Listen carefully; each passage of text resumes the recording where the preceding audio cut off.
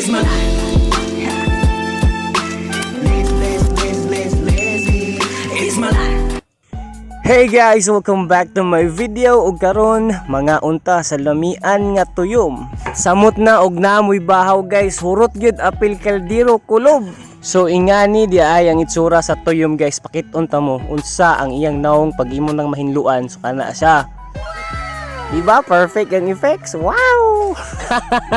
Diri sa among lugar guys, mahilig gid mi mukaon og mga sipod sa pinaka na akong gipanitan karon diha kanang tuyom. Lami kay na guys. Napod baligyaan na nga nana sa botilya daan. So tag 200 ang botilya sa pakang ana. Lami kay na kung ikaw ra makuha libre. Nganong daghan mi nga ni guys kay naa mi isla. Tawag Agotayan White Island. I-search na ninyo. Grabe na sa kanindot nga natural resources nga gihatag sa Ginoo. Dito sa Agotayan guys na yung mga lamian nga mga seafoods, mga exotic foods like anang tuyom, napoy gitawag namo nga bayagra. So lami kay na sa kilawon. So diri sa ta mag-focus sa tuyom, so lami kay na sa uban lugar mahal kay na siya guys. Abot og libo ang serving aning tuyom. Pero diri sa amo amo ning puniton diri sa among dagat kay na ni diri daghan kayo. So kana lami kayo kung kaon guys, sabi nagparisa nimo bahaw. Aside sa bahaw, pwede sa dimo ni siya ipare sa saging og sa binagol, which is naa sa amo pod daghan. Craving satisfied. Ang bata karon kinakaon og tuyom. Isa na sa kaplanggana guys. So thank you guys sa naghatag aning tuyom. So karon busog ang bata. For today's video guys is mukbang sa tuyom kana. Balik ka tani kay wala lagi tay content. So ali na lang, grabe gini sa kalami. Ang yang lami ani guys is macramy sa macramy. Yan, grabe na sa kalami. Labi na og parisa nimo sa halang na sili. Ay halang na suka.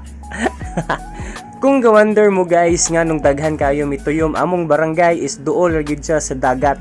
So sa among barangay na ami isla gitawag nga Agotayan White Island. Diha sa Agotayan guys na daghan kayo tuyom gapuyo.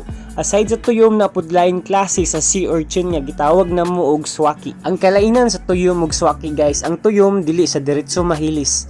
Ang swaki mahilis siya pag imo na siyang maabrihan. So lamoyon gid nimo sa diretso para matagamtaman nimo ang iyang katamis ug ang iyang kalami.